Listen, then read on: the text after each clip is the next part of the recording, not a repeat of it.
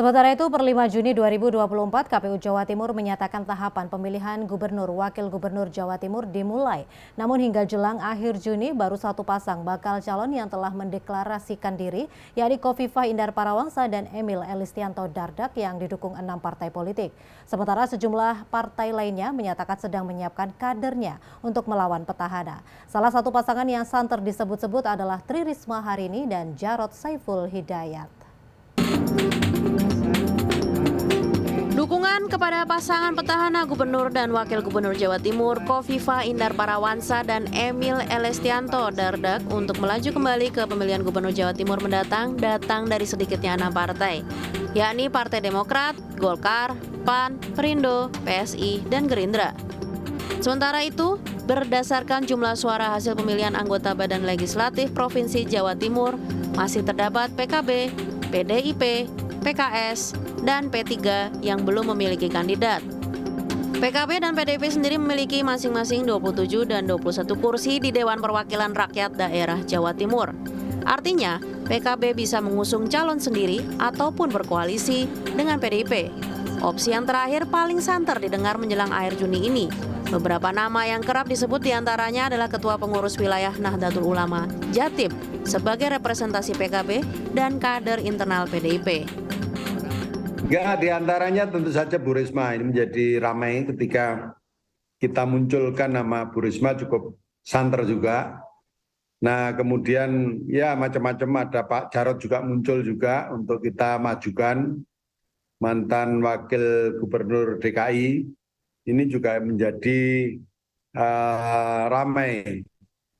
Nah, kemudian walaupun kemarin ada muncul juga Sandiaga Uno untuk dimunculkan, ya monggo-monggo saja.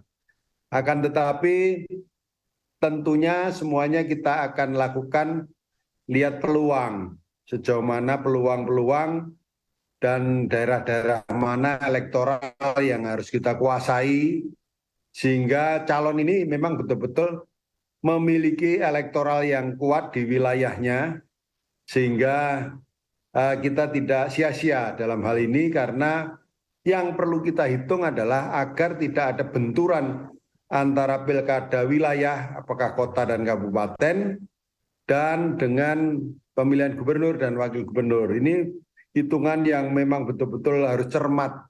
Tidak hanya sekedar kita bagaimana memunculkan nama calon, sehingga ini akan bertentangan dengan pilkadanya, gitu ya. Bagi Guru Besar Ilmu Politik Universitas Airlangga, baik calon petahana, Risma ataupun Jarod memiliki pengalaman sebagai kepala daerah. Pertarungan di Pilgub Jawa Timur sendiri dinilai strategis, tidak hanya sebatas provinsi, tapi juga mempengaruhi elektabilitas partai dalam pemilihan legislatif hingga presiden di masa mendatang. Lihat figur dan prestasinya. Kalau misalnya dia itu nggak berprestasi, apalagi bermasalah, ya baik itu mencalonkan sebagai anggota DPRD, apalagi kepala daerah, ya susah. Tapi kalau dia misalnya figur yang flamboyan, ya punya hubungan baik dengan masyarakat, prestasinya juga bagus, ya untung dua-duanya. Partai untung, kemudian kepala daerah juga untung. Jadi di beberapa daerah kalau kita lihat, ini memang ada fenomena di mana kepala daerah dari partai tertentu yang berhasil, maka suara partainya biasanya naik.